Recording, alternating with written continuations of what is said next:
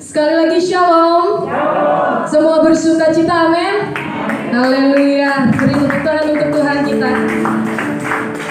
Saat ini kita akan memulai ibadah kita pada saat pagi hari ini. Namun sebelum kita mulai, saya persilakan untuk Pak Gembala untuk menyalakan lilin Natal. Saya persilakan.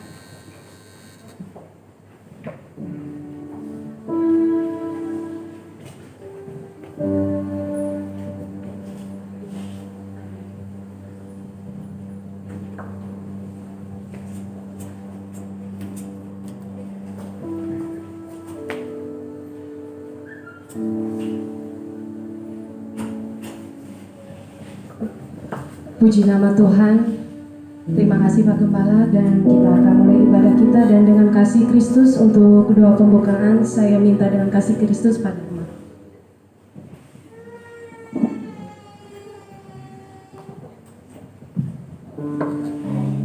Mari kita satu di dalam. Kembali kami mengucap syukur Tuhan Yesus atas segala kebaikan-Mu di dalam hidup kami. Kami bersyukur berada di tempat ini, bertemu dengan saudara seiman kami dengan penuh sukacita yang luar biasa, merayakan hari kelahiran-Mu Tuhan Yesus. Kami bersyukur buat hari ini, buat sukacita damai sejahtera yang selalu Kau nyatakan atas setiap kami. Terlebih pada pagi ini Tuhan, Engkau rapi setiap kami, jamah setiap kami Tuhan Yesus. Ini hidup kami serahkan hanya ke dalam tangan-Mu Tuhan.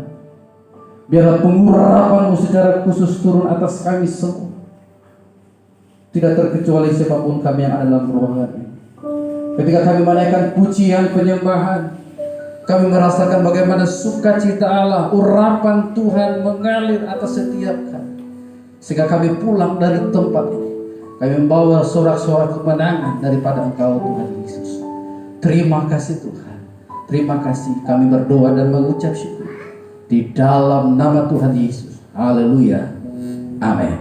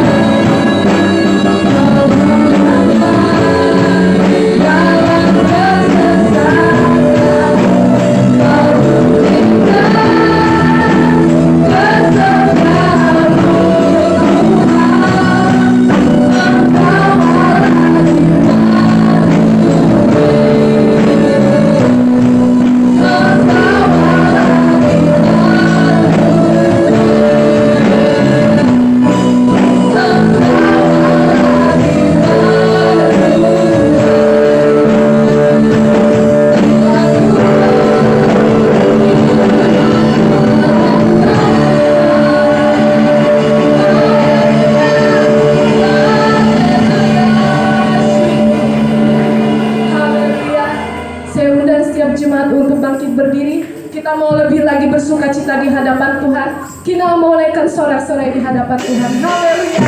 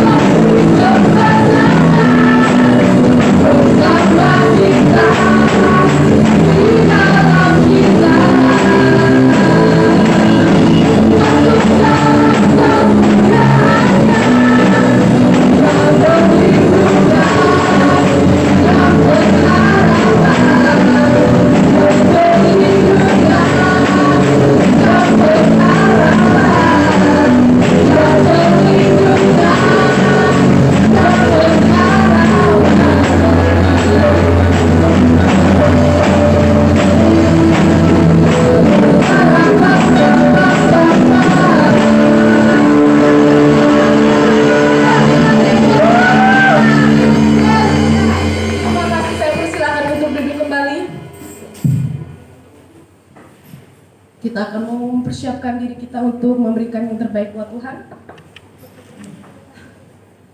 Haleluya, terima kasih Tuhan Yesus, terima kasih.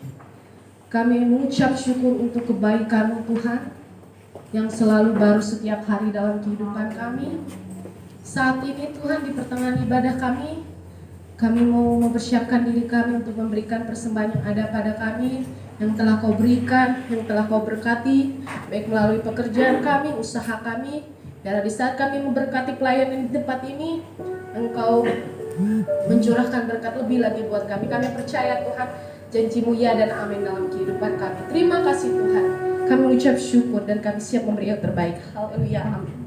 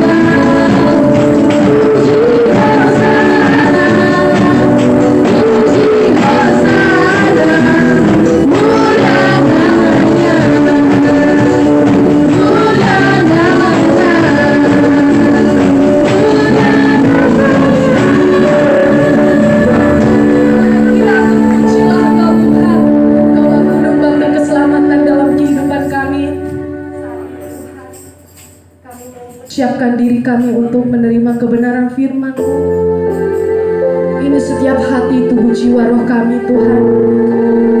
Kami siap untuk ditabur oleh kebenaran firman. Glory, haleluya Yesus. Haleluya, syukur. Terpujilah Kau.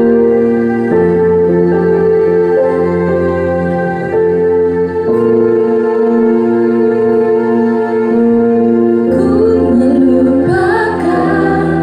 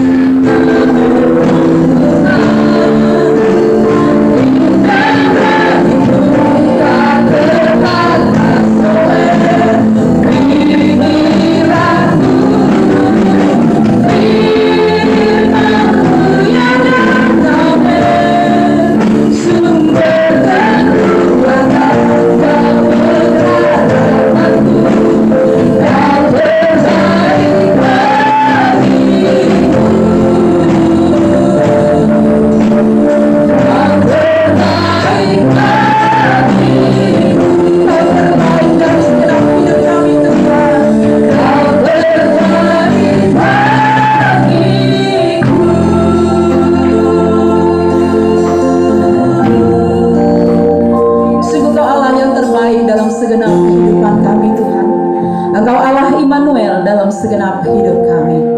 Engkau Allah yang setia dalam setiap hidup kami. Engkau tidak pernah tinggalkan kami barang sedetik pun Tuhan. Tangan Tuhan, mata Tuhan terus tertuju dan terulur dalam kehidupan kami. Biarlah kami lebih lagi mengerti tentang arti Immanuel dalam hidup kami. Bukan sekedar kami mau menjadikan Engkau Tuhan hanya sebagai penjaga diri kami semasa kami ada di dunia ini, tapi kami mau Tuhan memahami bahwa Engkau menyertai kami untuk kami masuk dalam sampai pada kekekalan hidup kami. Kali Bapa, saat ini kami rindu untuk mendengarkan firman-Mu. Urapi setiap hati kami. Kami mau buka roh kami bagi Engkau. Kami mau buka batin kami. Biar kuasa Roh Kudus-Mu memenuhi setiap batin kami. Berikan kami roh pemahaman-Mu untuk kami lebih lagi mengerti tentang firman-Mu. Segala sesuatu yang masih ada dalam segenap hidup kami, hati kami saat ini Tuhan, kalau kami masih ada merasa kecewa, sakit hati atau apapun itu Tuhan, perkara atau pikiran yang sia-sia, segala sesuatu yang kami simpan yang masih sia-sia, semua itu kami lepaskan di dalam nama Tuhan Yesus. Kami yang mengundang Allah Immanuel itu yang terus bertahta, berdiam, berdaulat dalam hidup kami semua. Kami serahkan waktu pemberitaan firman dalam tangan kuasa-Mu. Engkau yang berdaulat penuh Tuhan, di dalam nama Tuhan Yesus. Haleluya. Kita yang siap mendengarkan firman Tuhan, melakukan dalam segenap hidupan kita sama-sama berkata amin. Haleluya. Sekali lagi berikan kemuliaan yang dahsyat buat Allah kita. Haleluya. Shalom. Pertama-tama saya ucapkan dulu selamat Natal buat kita semuanya. Allah kita sungguh baik, amin. Allah kita luar biasa. Ya, dari hari ke hari sampai sudah kita mau masuk dalam penghujung tahun 2020. Banyak sekali persoalan, pergumulan hidup, teristimewa, penderitaan, mungkin terlebih lagi masalah-masalah COVID yang tidak pernah berhenti dan kita tidak akan pernah tahu sampai kapan ini berhenti. Tapi di sini kita melihat bukti pemeliharaan Tuhan yang ajaib buat kita, amin. Bukti pemeliharaan Tuhan yang dahsyat buat kita. Semua itu boleh terjadi.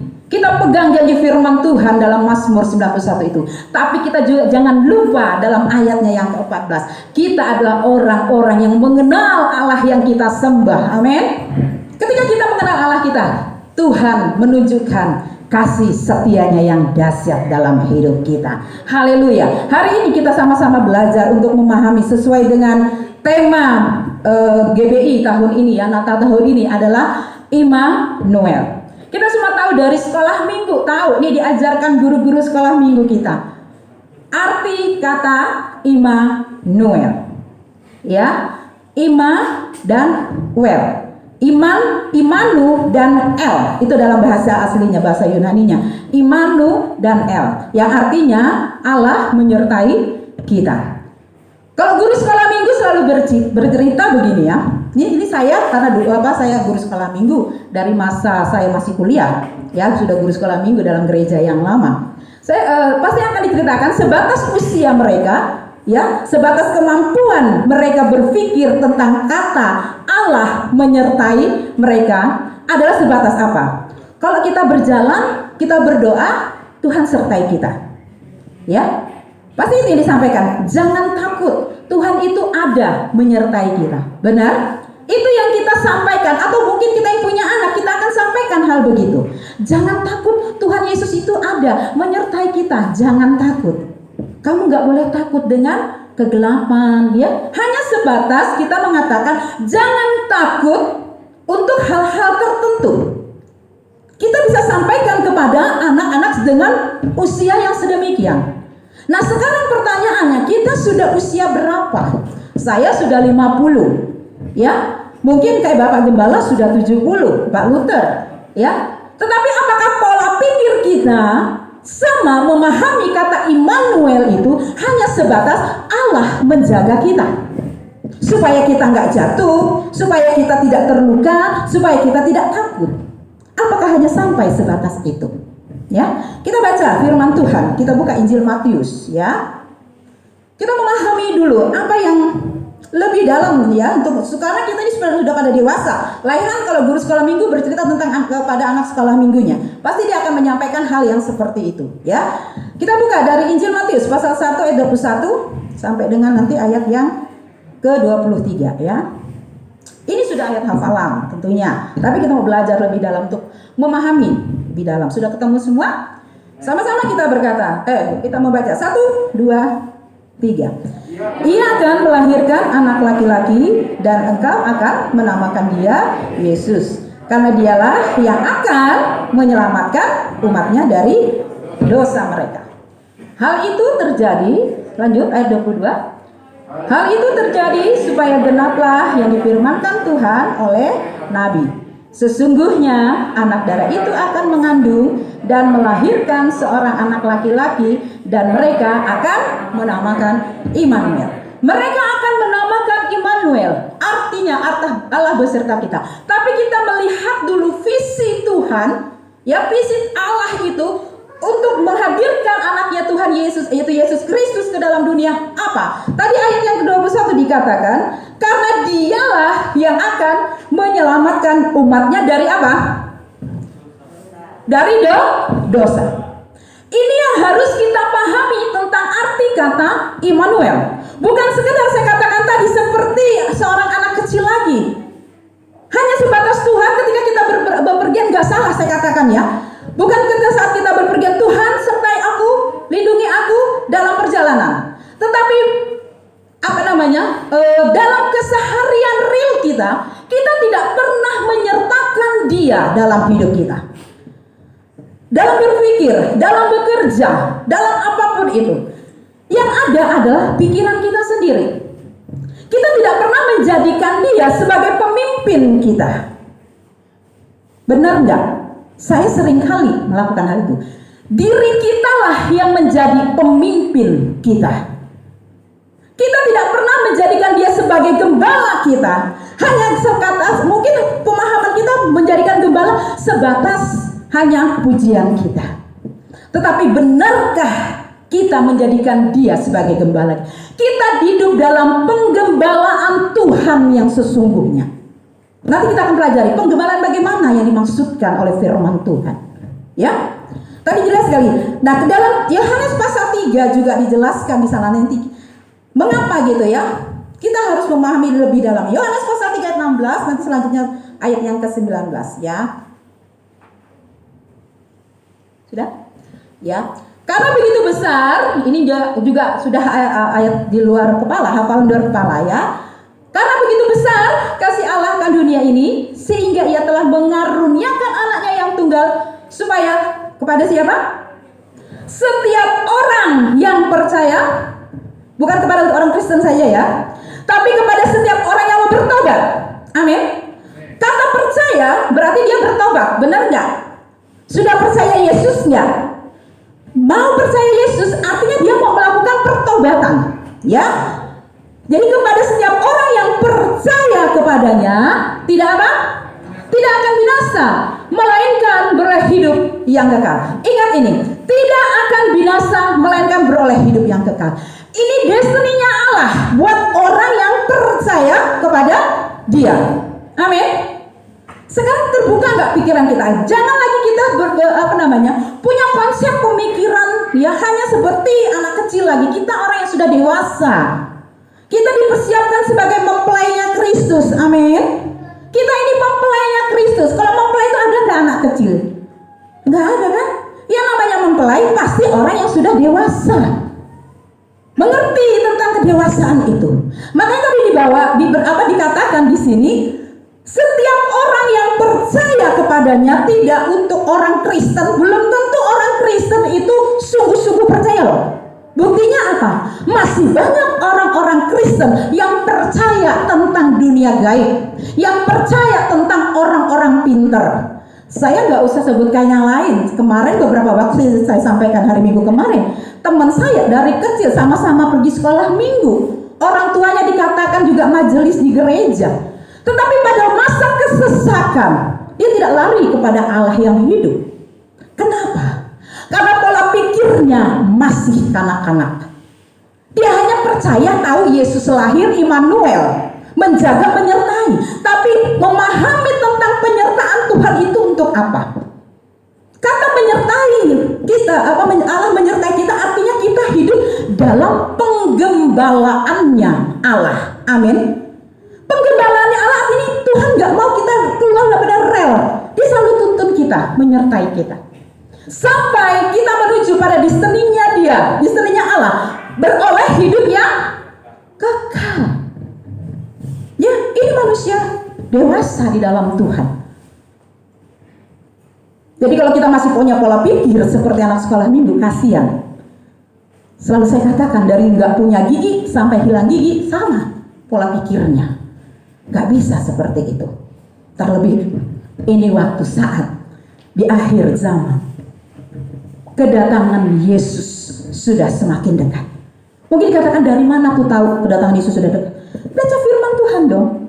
Ya, bagaimana tanda-tanda zaman ini luar biasa, tergenapi semua sudah. Beberapa waktu yang lalu, satu keluarga dibunuh menjadi martirnya Kristus. Apakah itu terjadi di zaman perjanjian lama? Kan tidak. Zaman sekarang pun terjadi. Gak menutup kemungkinan itu juga bisa terjadi pada diri saya dan diri Bapak Ibu sekalian. Firman Tuhan pasti tergenapi. Amin. Kalau dia mau membawa, sekali lagi, kita kepada kemenangan itu. Jadi tidak lagi kita hanya berpikir, Allah Immanuel, Allah menyertaiku dalam pekerjaan. Benar, itu gak salah. Sekali lagi, kalau kita berpegang pada tongkat yang benar, berpegang pada penggembalaan yang benar, semua kehidupan ini Tuhan pelihara. Amin. Semua kehidupan ini Tuhan pelihara. Pekerjaan kita Tuhan pelihara. Nah, sekarang pertanyaannya, kenapa ada orang Kristen yang maaf gitu ya, mungkin mengalami kolaps, mungkin rumah tangganya kacau, mungkin mengalami sakit penyakit yang akibat dosa. Karena ini tadi keluar dari penggembalaannya Yesus. Nanti kita akan pahami kemana arah tujuan ketika kita memahami bahwa Allah Immanuel menyertai kita. Ya, kita buka dalam Efesus pasal 4.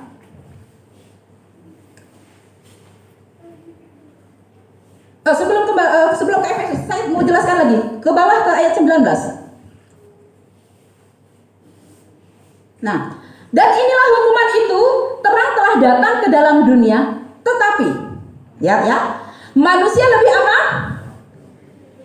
Lebih menyukai kegelapan daripada, benar nggak? Benar.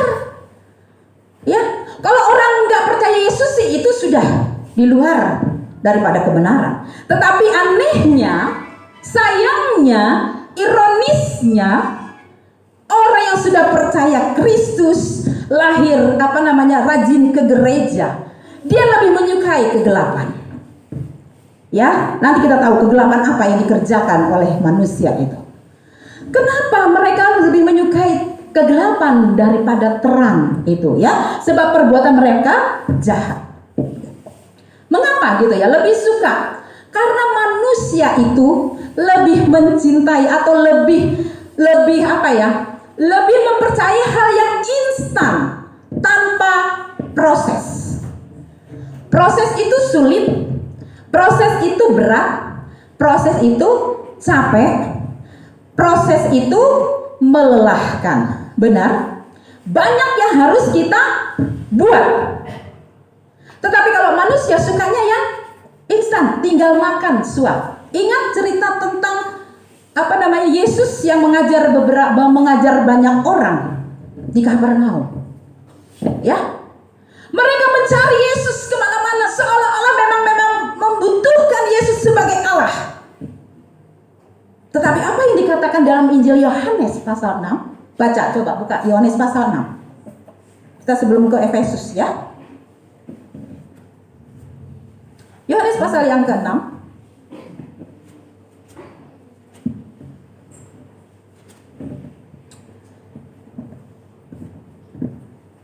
Ayat yang ke-25.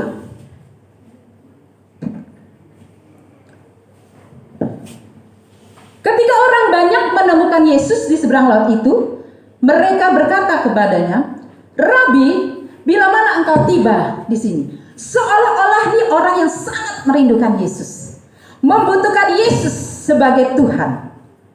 Tetapi apa jawaban Yesus ayat 26? Yesus menjawab mereka, "Aku berkata kepadamu apa? Sesungguhnya kamu mencari aku bukan karena kamu telah melihat tanda-tanda ajaib yang dikerjakan Tuhan, melainkan karena kamu telah makan roti dan kamu fisik, jasmani yang mereka terima. Instan gak? Senang kan kalau kita, ada orang yang nganterin kita makan ke rumah gitu ya, senang. Kita tanpa kerja disiapkan makan, dianterin orang terus makan, senang. Tapi lihat kata Tuhan, engkau tidak mencari aku bukan karena tanda-tanda, bukan karena kuasa yang sudah Tuhan impartasikan bagi mereka, tapi karena mereka hanya sudah kenyang perut mereka, jasmani mereka, secara fisik mereka. Tuhan mencela, Tuhan tahu hati mereka. Saya berdoa supaya saya dan saudara tidak tergolong pada orang-orang itu.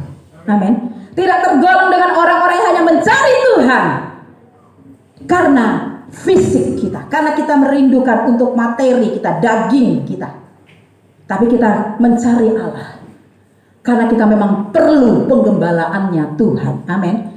Penggembalaan yang akan terus membawa kita kepada rencana ilahinya. Ya, jadi yang pertama karena mereka mau yang instan. Ya. Dan di ayat yang terakhir dalam ayat 66 pasal ayat 6 pasal yang ke-66 dikatakan semua mereka menjadi murtad. Coba. Mulai daripada waktu itu banyak murid yang mengundurkan dia dan tidak lagi mengikut dia. Banyak itu kalau Bapak Ibu Saudara baca dari pasal yang ke-6 ini.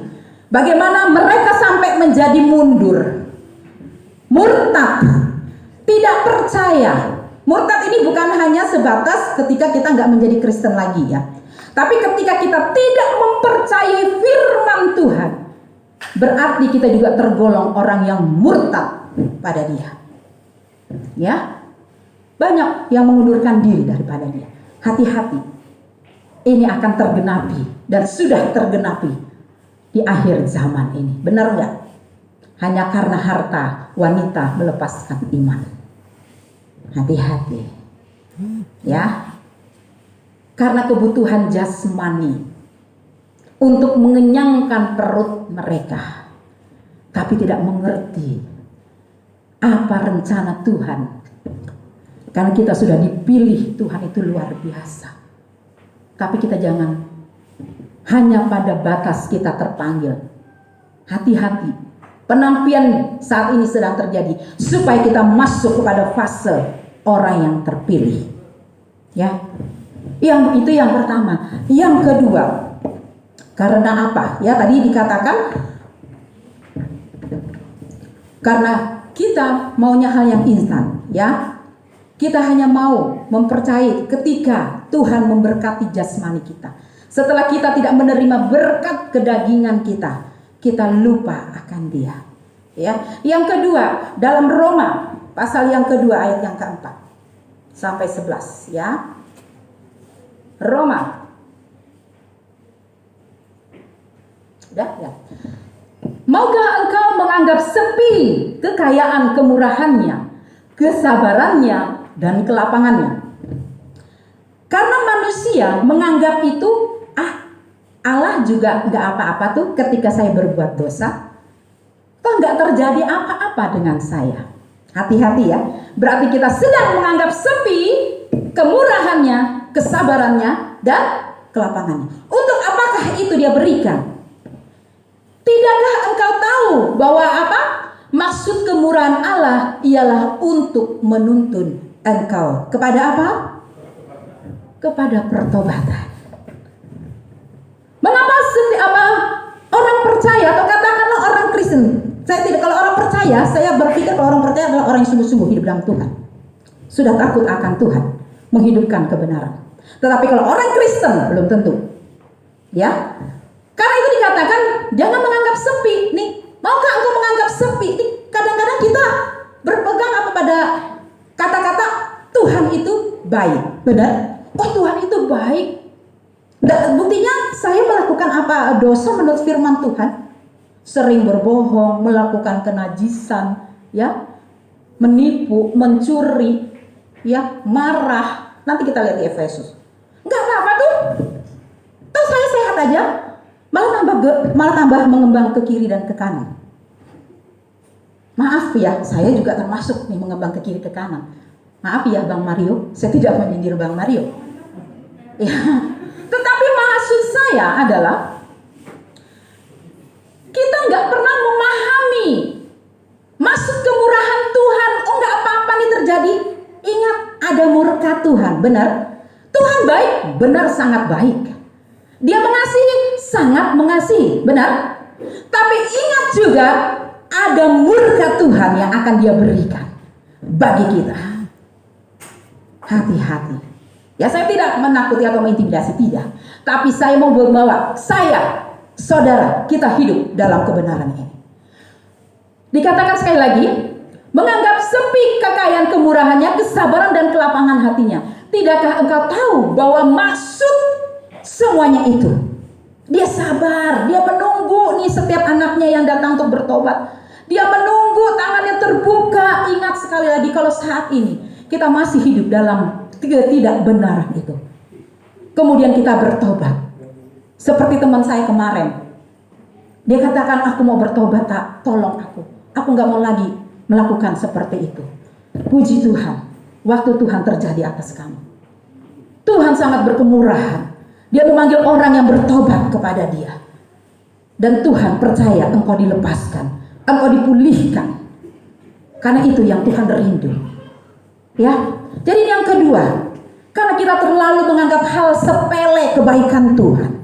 Padahal kebaikan Tuhan punya maksud dan tujuan untuk kita masuk dalam pertobatan, untuk kita memahami, oh Tuhan berikan aku kesempatan untuk kita merubah kehidupan kita.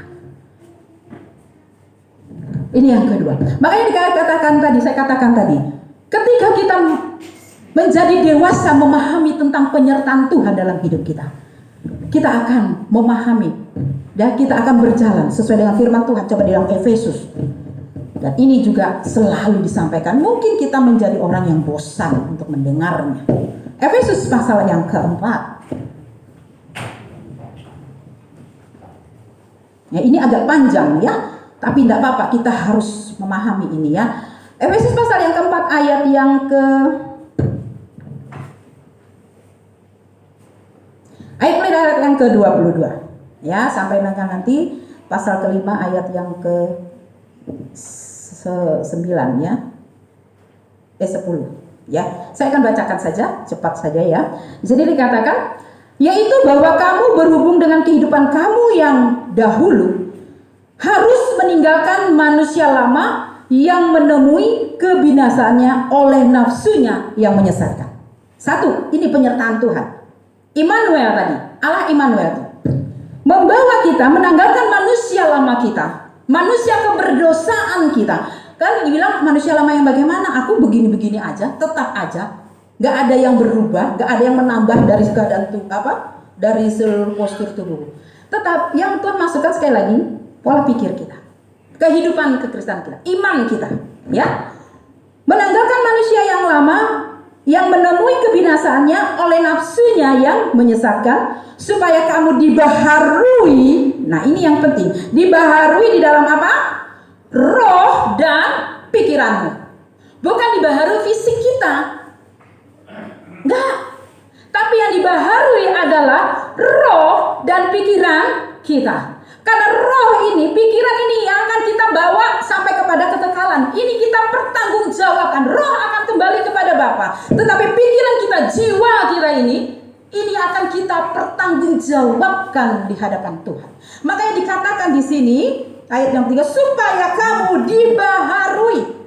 Yang namanya dibaharui itu kan gak ada lagi noda yang lama. Ya. Supaya kamu dibaharui dalam roh dan pikiranmu, dan mengenakan manusia baru yang telah diciptakan menurut kehendak Allah di dalam kebenarannya dan kekudusan yang sesungguhnya. Kekudusan yang sesungguhnya. Jadi jangan kita berpikir, aku selama ini gak pernah berzina, gak pernah misalnya mengkhianati rumah tangga. Betul, tapi itu hanya sebagian kecil dari kata kekudusan dan kesucian. tapi dari hari ke hari kita, dari gaya bicara kita, dari gaya kita hidup. Apakah kita sudah mencerminkan kesucian dan kekudusan Kristus? Ya, selanjutnya. Ya. Karena itu buanglah dusta dan berkatalah benar. Berarti yang suka berdosa ini berarti juga tidak sedang hidup dalam kekudusannya Allah. Amin. Makanya bilang Pak Luther bilang jangan ada dusta di antara kita. Iya. Jangan ada dusta di antara. Jelas. Karena itu bukan bagian daripada kesucian dan kekudusan. Sekali lagi bukan sekedar bicara tentang yang seksualitas. No. Tapi dalam Kristus lebih daripada itu. Ya. Kemudian apa? Dusta dan berkatalah benar seorang kepada yang lain, karena kita adalah sesama anggota. Apabila kamu menjadi marah, janganlah kamu berbuat dosa. Janganlah matahari terbenam sebelum padam amarahmu. Berarti marah boleh nggak? Kalau menurut firman ini boleh nggak marah? Boleh. Tapi syaratnya jangan sampai matahari terbenam. Artinya jangan simpan kemarahan, kebencian kita sampai. Artinya marah kita boleh, apalagi terhadap anak. Jangan mentang-mentang ini lalu anak kita biarin berbuat salah. Kita kan nggak boleh marah. Kita kan mengasihi anak kita. Justru karena kita mengasihi anak kita, contoh hal kecil, kita mendidik mereka. Firman Kaja katakan rotan juga bisa digunakan, benar? Bukan, tapi jangan inginkan kematiannya atau jangan inginkan nyawanya. Ya. Itu yang difirmankan Tuhan. Selanjutnya, lebih lagi ya, ini kalau kita sudah benar dalam tuntunan dan penggembalaan daripada Allah yang Immanuel tadi ya. Dan janganlah beri kesempatan kepada iblis. Ingat, iblis selalu mengintip kita ini dari hari ke hari ya. Orang yang mencuri, janganlah ia mencuri lagi. Curi waktu. Ya, ntar aja ke gerejanya masih lama. Biar dulu puji-pujiannya selesai. Yang penting firmannya, siapa bilang? Sejak kita masuk ke dalam gedung atau dalam tempat peribadatan, kita sudah memberi diri kita masuk dalam hadirat Tuhan. Amin. Kita sudah memberi diri kita masuk dalam hadirat Tuhan. Dan kita minta pengurapan turun atas kita. Supaya kita apa? Mengalami yang namanya perjumpaan secara pribadi dengan Allah kita. Percuma kita pergi ke gereja setiap hari Minggu kalau kita nggak pernah merasakan apa-apa, nggak pernah mengalami perubahan apapun. Dari dulu sekarang sampai selamanya tetap seperti itu. Pemahamannya tentang kebenaran firman Tuhan. Ya. Jadi orang yang mencuri janganlah ia mencuri lagi, tetapi baiklah ia bekerja keras dan melakukan pekerjaannya yang baik dengan tangannya sendiri, supaya dapat membagikan sesuatu kepada orang yang berkekurangan. Berarti kita diperintahkan untuk bekerja. Jangan kita kita berdoa, Tuhan berkati aku, Tuhan melimpah-limpah, lalu mengamalkan doa Yabes ditulis di kertas, masukkan dompet, sementara kita nongkrong di warung kopi. Bisa datang berkah? Bisa pemulihan dalam rumah tangga ekonomi? Mana bisa? Tuhan katakan bekerja keras, disertai dengan takut akan Tuhan. Itu kuncinya, ya. Kemudian apa lagi? Supaya dapat membagikan tadi ya kepada orang yang berkekurangan. Janganlah ada perkataan kotor keluar dari mulutmu. Nah ini kan. Jadi sekali lagi, kekudusan kesucian tidak hanya berbicara tentang hal-hal yang najis secara seksual. Tapi ketika kita berkata kotor kepada anak kita, kepada orang lain, kebun binatang, kurang ajar, apalagi kurang asem, tambahin aja asem. Kurang ajar dia supaya mengerti ajaran. Berbagai kata-kata yang kotor keluar, berarti dia sudah tidak dalam kekudusan. Kita belajar mungkin selama itu sebagai kebiasaan kita. Kita ngerti kalau doa itu merupakan kebiasaan. Aduh itu sudah terbiasa sih dari dulu. Sekarang kita ngerti kebenaran. Oh iya, aku sudah dalam hidup dalam penggembalaannya Yesus nih. Artinya pola pikirku, cara bicaraku harus sudah sama seperti Kristus. Seperti yang saya bagikan hari Minggu kemarin dari 1 Korintus 6 ayat yang ke-17. Coba sekali lagi kita ingat sedikit saja supaya kita tahu. 1 Korintus 6 ayat 17. Tetapi siapa yang mengikat dirinya pada Tuhan, apa? Menjadi satu roh dengan Dia. Firman loh ya. Menjadi satu roh dengan Dia, artinya bagaimana cara dia hidup, bagaimana cara dia berpikir, bagaimana cara dia memberi, bagaimana cara dia berbicara. Itu teladan kita. Amin. Jadi makanya jangan kita sekali lagi kembali kepada Roma tadi, jangan menganggap sepi kasih kemurahan Tuhan itu. Biasa aja aku berbohong, enggak apa-apa tuh, enggak ada aku dikutuk. Nggak ada apa-apa terjadi dalam hidup, malah makin meningkat. Ingat hari penghakiman. Semua akan kita bawa pada hari penghakiman itu. Ya, selanjutnya. Janganlah perkataan kotor keluar dari mulutmu, tetapi pakailah perkataan yang baik untuk membangun di mana perlu, supaya mereka yang mendengarnya beroleh apa? Kasih karunia, memberikan damai sejahtera bagi orang lain ketika kita berbicara dengan baik. Ya. Selanjutnya apa? Segala kepahitan. Ayat yang 30 ya. Dan janganlah kamu mendukakan roh Allah. Ketika kita melakukan tadi seperti yang disebutkan di atas, berarti kita sedang mendukakan roh Allah yang telah memateraikan kamu menjelang hari penyelamatan. Nah, ingat ya. Dia yang sudah Roh Kudusnya melalui firman-Nya memateraikan kita menjadi umat pilihannya, menerima hak warisnya. Tapi ketika kita mendukakan roh itu, kita terhilang daripada janji itu. Ya. Kemudian apa?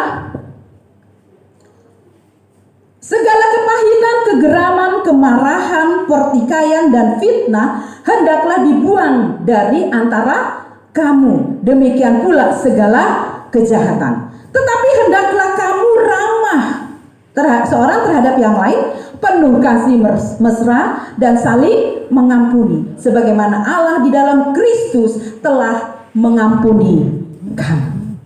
Kita telah diampuni dosa kita. Begitupun juga kita harus memberikan pengampunan kepada orang lain. Aduh, berat. Benar. Makanya saya katakan tadi proses itu nggak nyaman. Tetapi proses membawa kita menjadi semakin sempurna. Sama seperti Kristus. Amin. Gak nyaman, berat. Tapi itu kalau kita mau dan bertekun, sekali lagi kita tidak sendiri. Saya sering katakan, kita tidak sendiri. Ketika kita rindu perubahan itu Tuhan, ada Roh Kudus yang memimpin kita. Amin. Ada Roh Kudus yang menuntun kita dan memampukan kita melakukan hal itu. Jadi jangan bilang terlalu berat itu persyaratannya. Ya terserah. Ada kehendak bebas yang Tuhan berikan bagi kita. Kalau kita nggak mau, oke, bye-bye. Tuhan katakan ya udah, enyah engkau. Gampang. Yang mau masuk surga di sini seberapa banyak? Yang mau masuk dalam Yerusalem baru seberapa banyak? Wih, hanya sedikit aja. Iya. Yang mau ke Yerusalem lama aja siapa? Nggak ada kan? Kalau kita punya satu kerinduan itu, rindu itu kita pelihara. Amin. Rindu itu sebagaimana kalau kita ini berjumpa, coba nih yang masih pacaran. Ayo, angkat di sini yang sudah punya pasangan tapi belum menikah. Ayo, anak muda. Jangan karena jangan engkau rindu kepada pasanganmu. Rindu itu bagaimana kalau rindu dengan pasanganmu, dengan cowokmu atau cewekmu? Wah, setengah mati, hujan deras tabrak. Benar nggak? Ada kuliah, ntar aja. Soalnya udah janjian ini sama si doi. Karena apa? Rindunya yang besar untuk bertemu kekasih jiwanya, kekasih hatinya. Begitu juga lah kita terhadap Yesus kita, amin. Begitu juga kita terhadap Allah kita. Taruhkan rindu yang besar itu itu dalam hati kita, ketika kita rindu yang besar itu ada dalam kehidupan kita, kita akan tersungkur di kaki Tuhan. Amin. Kita akan datang dan katakan, Tuhan, aku rindu Engkau, aku rindu jamahanmu, aku rindu tuntunanmu, aku rindu penggembalaanmu, agar aku tidak terlepas daripada janji firman-Mu Tuhan. Itu yang kita minta dengan Tuhan. Kepada sesama manusia kita bisa bilang rindu berat. Kenapa kepada Allah pemelihara kita, pemberi hidup kita, kita nggak pernah rindu berat dengan Dia? Mari Bapak Ibu, Allah Immanuel itu bukan Allah sekedar menjaga kita di dunia ini, tapi Allah Immanuel membawa kita kepada kekekalan itu. Amin. Siapa yang tidak rindu akan itu? Saya sangat merindukan kehidupan yang baru itu. Karena itu saya berjuang, apapun tantangan dalam hidup saya, sakit penyakit yang saya alami, masalah di luar sana, tapi saya katakan, Yesus, Kau yang terbaik, Kau yang sudah pelihara aku, Kau yang sudah angkat aku daripada lembah dosa, Kau yang bawa aku dari kegelapan menuju terang hidup-Mu Tuhan, dan aku tidak mau keluar daripada penggembalaanmu. Ketika saya diminta Bapak Gembala untuk membawakan firman di Natal ini, dan saya melihat temanya adalah Immanuel, saya berpikir, Tuhan, apa yang harus saya bagikan? Karena pemahaman Immanuel selama ini saya pahami, hanya Allah menyertai ketika kita berjalan, ketika kita melangkah, ketika kita bekerja. Tidak salah semuanya itu, tapi lebih dalam lagi kita memahami Allah Immanuel membawa kita kepada destiny ilahi. Amin. Kepada rencangannya yang semula dalam hidup kita. Itu yang kita harus paham. Mari Bapak Ibu, banyak yang kita kenali nanti pada pasal yang kelima. Mungkin dalam beberapa waktu atau Bapak Ibu baca sendiri, supaya kita memahami sekali lagi Allah Immanuel, Allah beserta kita. Dia pelihara kita, Dia memelihara hidup kita, memelihara masa depan kita, memelihara rumah tangga kita, memelihara pekerjaan kita, sampai pada kita masuk pada kehidupan yang kekal. Kalau kita mau terus berjalan pada penggembalaannya, jangan anggap sepi kasih kemurahan Tuhan. Haleluya. Ini firman yang saya bisa bagikan pagi hari ini. Mari kita sama-sama sadar dan memahami dengan sungguh Allah yang Immanuel itu yang seperti apa dalam kehidupan kita.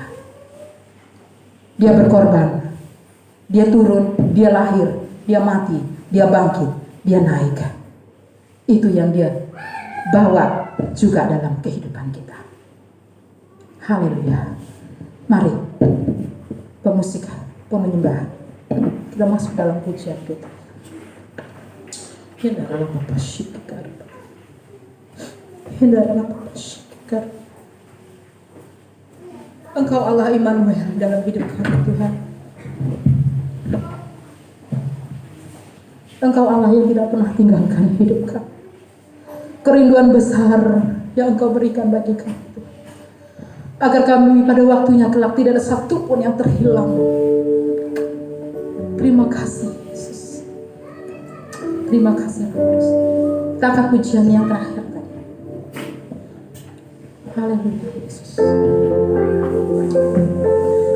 Mari kita membuka hati kita saat ini. Biar firman itu masuk mendarat tepat di roh kita, bukan sampai pada di jiwa kita, tapi firman itu mendarat di roh kita, di batin kita. Haleluya Roh Kudus. Kami rindu perubahan terjadi Tuhan. Haleluya Yesus. Haleluya.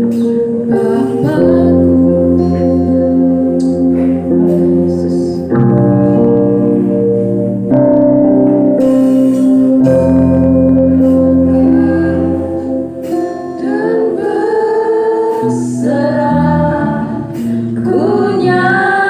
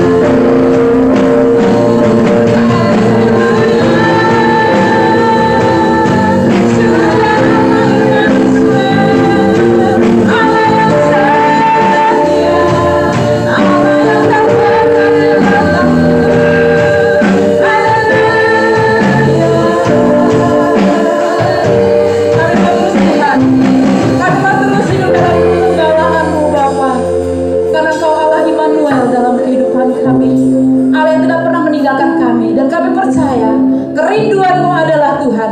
Engkau tidak mau di antara kami terlepas daripada pengembalaan. Engkau tidak mau di antara kami Tuhan hilang daripada janji keselamatan-Mu.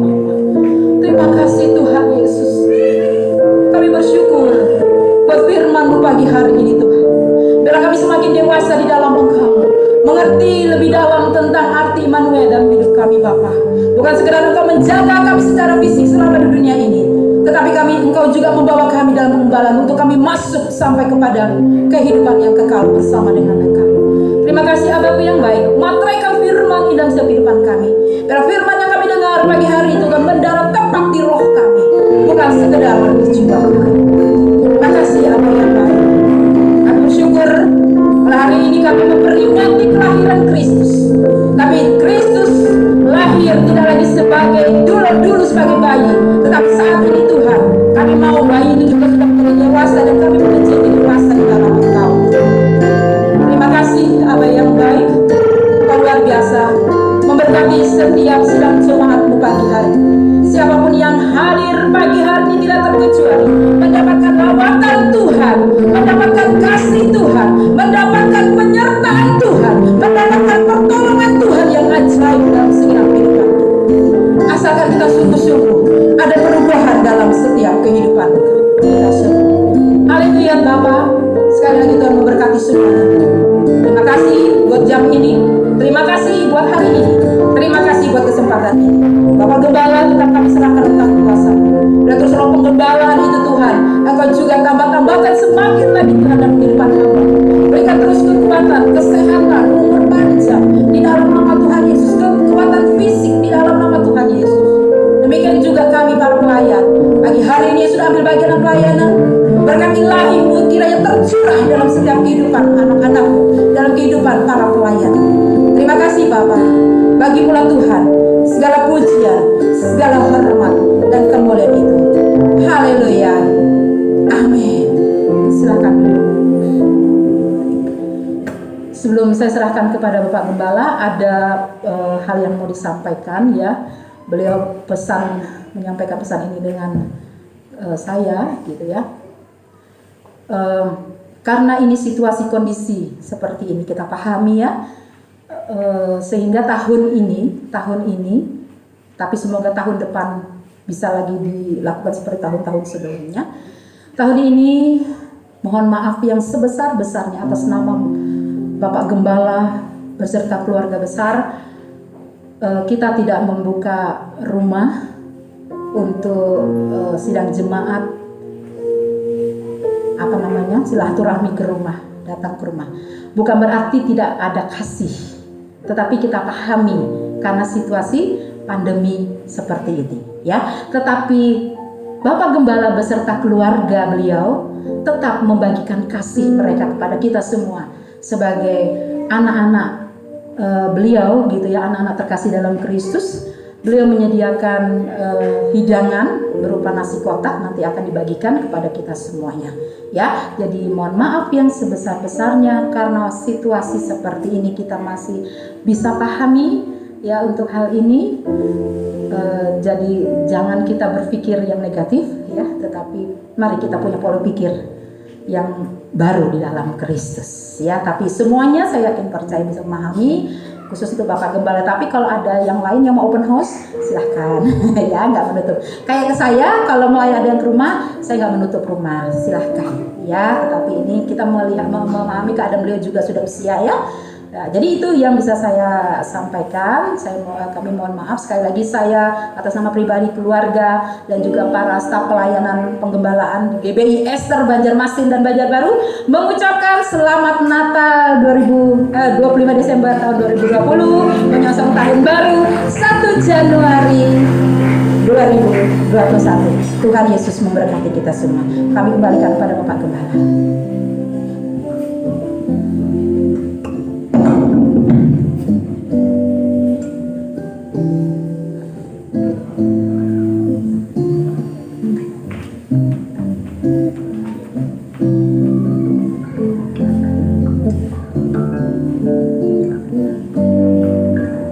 Sidang jemaat, mari kita berdiri. Kita akhiri jemaat.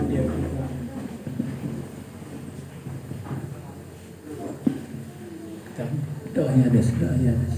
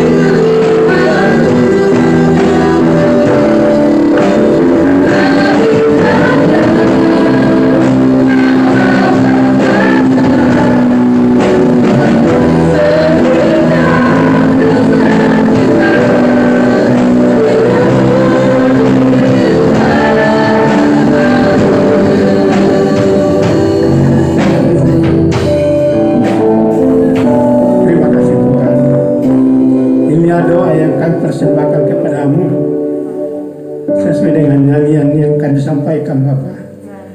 Terima kasih Tuhan. Berkati semua yang kami yang hadir dalam ruangan ini. Berkati jemaat-Mu Tuhan. Berkati hamba-Mu yang sudah menyampaikan kebenaran firman-Mu. Tuhan, apapun yang kami kerjakan, Engkau selalu menyertai kami Bapak. Terima kasih Tuhan. Sebentar kami akan kembali ke tempat kami masing-masing. Biarlah Engkau antar kami agar kami boleh tiba dengan selamat di rumah kami Tuhan. Terima kasih Tuhan. Mari kita angkat tangan kita dan terimalah berkat Tuhan. Diberkatilah Engkau dalam kehidupan-Mu. Diberkatilah rumah tangga-Mu. Diberkatilah pekerjaan-Mu. Diberkatilah kesehatan-Mu. Diberkatilah keuangan-Mu. Tuhan mencukupkan segala kebutuhan-Mu. Bahkan Engkau menjadi berkat bagi banyak orang. Terimalah semua berkat Tuhan ini, kasih karunia dari Allah Bapa kita, serta persekutuan dalam Roh Kudus menyertai kita sekarang dan sampai selama-lamanya. Bapa, terima kasih.